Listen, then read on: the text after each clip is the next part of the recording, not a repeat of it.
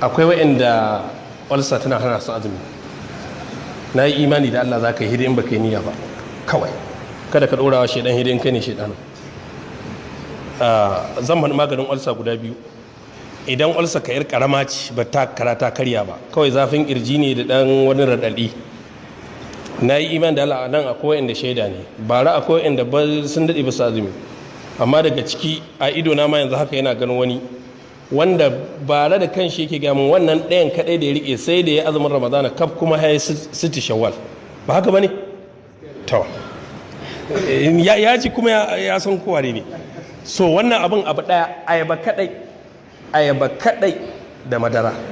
In dai ulcer ka ba wata tsiya ba ce, ayaba kaɗai da madara. Da safe in ka tashi ka samu ayaba mai kyau guda ɗaya, a kaɗa ta ko a yi blending ɗinta. Madararka wadda Allah ya yassare maka, ta sace ko ta gari ko ta ruwa, a yi kofi ɗaya ka sha, kada ka ci komai sai bayan minti 30 ka ci gaba da cin abincinka.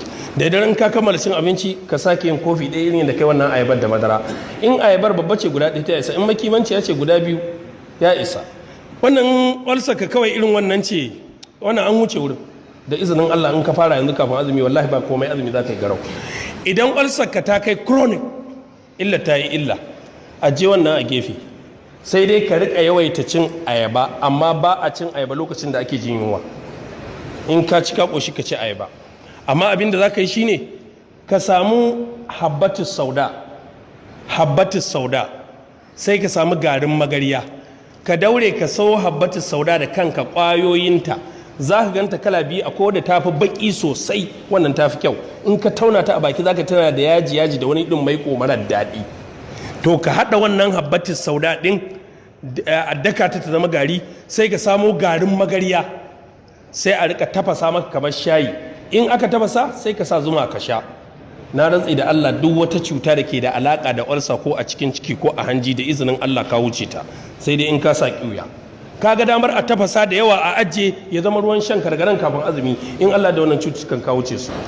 Wanda cutarsa ta zama mara ne tana haɗawa da nan ɗinsa yana riƙewa, samu saiwar zogale kaɗai a tafasa maka. In aka tafasa, wajen tafasawar a ɗebi habbatus sauda, ya danganta ga yawan ruwan.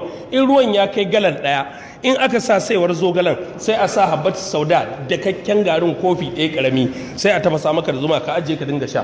Allah sai ka ruga da gudu ko baka gudu da izinin Allah ta'ala. Wannan abin uku su kaɗai zan faɗi, sauran sun biyo bayan Allah da wassalamu alaikum.